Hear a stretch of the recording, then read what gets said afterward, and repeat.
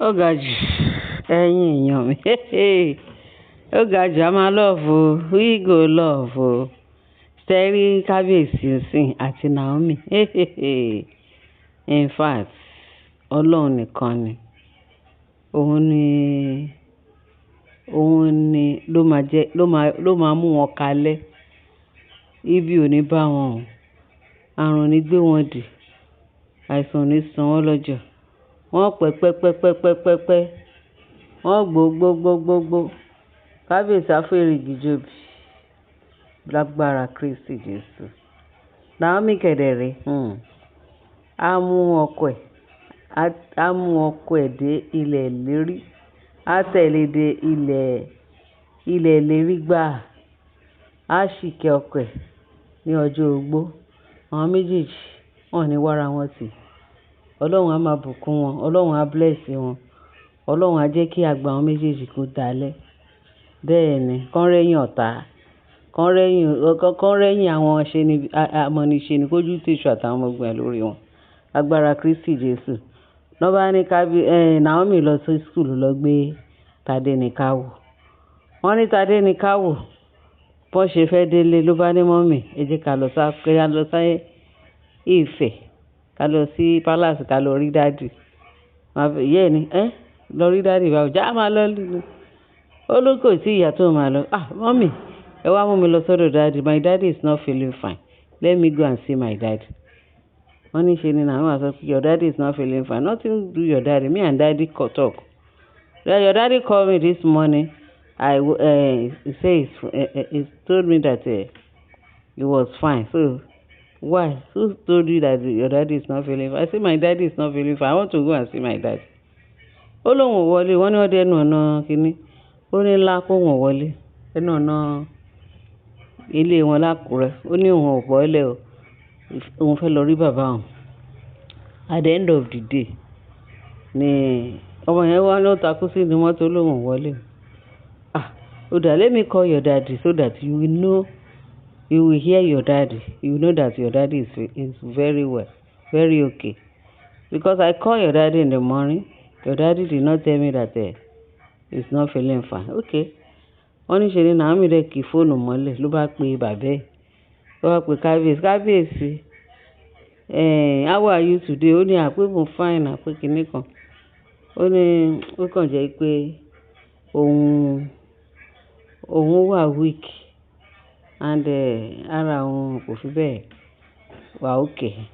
Kí ló ń ṣe yín ṣe bá jọ sọ̀rọ̀ láàárọ̀? Ó ní bẹ́ẹ̀ ni a sọ̀rọ̀ pé ṣùgbọ́n ó sì pé òun ò fi fà. Wọ́n ní bí kábíyèsí bí Naomi ṣe pa fóònù nìyẹn. Wọ́n ní bó ṣe bẹ̀rẹ̀ sí ní wo ọmọ ẹ̀ níran nìyẹn. Tó wo ọmọ ẹ̀ pé ọmọ yìí kí ló ń pè Tádé ní káwò. Ta ló jẹ́ èèyàn owó ló jẹ́. Kí ni ẹ bó ló ti wá? Ó ní màmá ẹ̀ kan béèrè oríṣiríṣi question. Ó ní ọmọ yẹn kan wò. Bàtà ló sọ fún ẹ pé dáàdì ẹ̀ pé he's not feeling fine. Ó ní I know that my daddy is not feeling fine. When I was in class in school, that is they were telling me that my daddy is not feeling fine. Pé my daddy is. Ó ní ta ló sọ fún ẹ? Who told you? Ó sì I saw it yesterday. My daddy is not feeling fine. Wọ́n ní Naomi wá tún pé kábíyèsí wá sọ pé Naomi padà. Kí ló dé? Òun bá mi sọ̀rọ̀ tó wá cut off phone. Ó ní kábíyèsí. Ó ní mo ń wo ọmọ yín níran ni. Mo kí ìran mọ́lẹ̀ mo bẹ̀rẹ̀ sí ní wo Tadé ní káwò.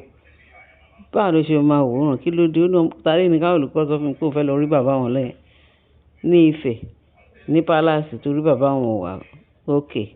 Wọ́n ní kábíyèsí wá rẹ́rìn pé ó ní lóòótọ́ òun ò fi fine pé òun ò fi fine. Ó ní wá sọ pé ṣé mo sọ fún ẹ pé kó wá láàárọ̀.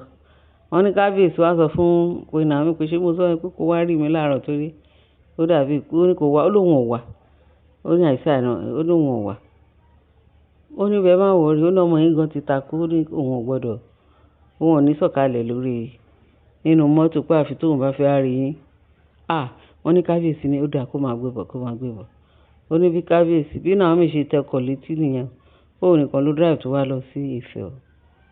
ó ní bó ṣe dé Ifẹ̀ báyìí kábíyèsí wá ní ó lóun rí kábíyèsí lóòótọ́ pé kò fi fà ó ní kábíyèsí kí ló ń ṣe yín tẹ̀sí sọ pé kò fi fà ó nítorí tiẹ̀ náà ni fún gbogbo òun kàn ro gbogbo ẹ̀ pé báwo ni gbogbo kan ṣe rí báwo ni kankan ṣe báyìí pé nítorí ẹ̀ lòun ṣe òun ni pé òun kàn fi fà ó lóun wà happy kì í ṣe pé bóyá ara òun ò yá ó lóun kàn wà happy òun kàn ro gbogbo nǹkan pé òun kàn weak pé kábíyèsí pé náà wá sọ pé òun ti dé o Tádé ní ká wò look at your father now ṣebí you have come to see your daddy sí yes ó ní bí ọ̀rẹ́ ẹ̀ ṣe gbé sẹ́sẹ̀ ni ó ní now since I have seen your mommy I'm now okay I'm now well nothing do me wọ́n ní ṣe ni kábíyèsí wá bẹ̀rẹ̀ sí sọ fún Tádé ní ká wò wọ́n ní wá wo bí Tádé ní ká wò ṣe inú ẹ̀ ń dùn tó ń fò kiri nínú pálásì bàbá tó ń fò kiri tó ń fò kiri tó ń fò kiri wọ́n ní náà wọ́n sọ pé òun dẹ̀ ti wá ọ̀ṣára yín dẹ̀ ti olú ara òun ti yẹn ní gbogbo nǹkan tó ń ṣe òun ti tán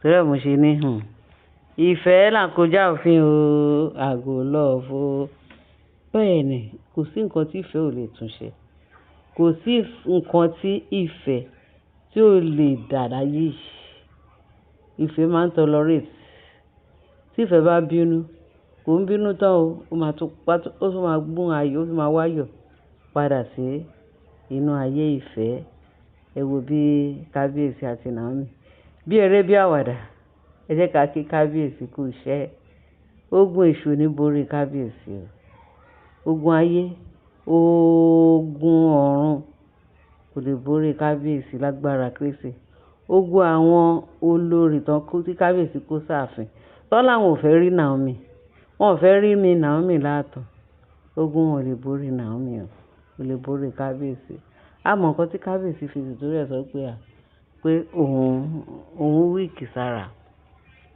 tó fi di pé ọmọ Tádé ní ká wò láti iléèwé ó ní òun kàn fíìlì pé òun fẹ́ lọ rí dájú òun pé dájú òun is not feeling fine kí ló dé tí bàbá ò fẹ́ fà ẹ wo bó ṣe fẹ́ ọ̀nà ọmọ yẹn yìí jì pẹ̀lú gbogbo ìtí kábíyèsí ń fèsì pẹ̀lú àwọn olórí yẹn so it's better bóyá àwọn olórí ní kábíyèsí fẹ́ fi ṣe ọmọ o bí Tádé ní ká wò ní kábíyèsí fẹ́ fi ṣe ọmọ o ẹ jẹ́ ká béèrè lọ́wọ́ àwọn èèyàn kan bá wà dá sí táwọn èèyàn bá lè sọ wípé ó dáa àwọn ìyàwó níyàwó tí kábíyèsí kó kún ààfin ní kí kábíyèsí fi ṣe ọmọ o ẹ jẹ́ ká gbọ́ látẹnu ẹ̀yin tó jẹ́ pé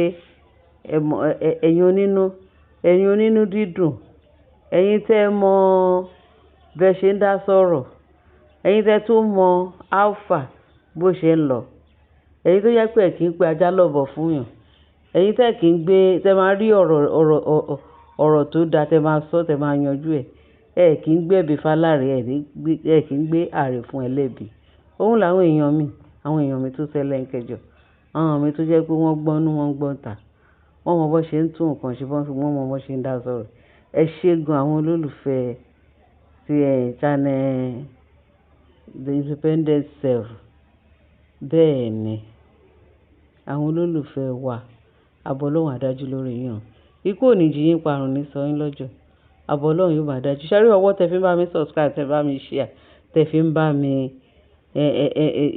tẹ́ ẹ bá mi love ọwọ́ náà ní rọ̀ nǹkan rere lẹ máa fọwọ́ náà máa gbá mú títí ayérayé Jésù Olúwa wa àmín ẹ ṣé gan bẹ́ẹ̀ ṣe ń tẹ́tí sí wa láyọ̀.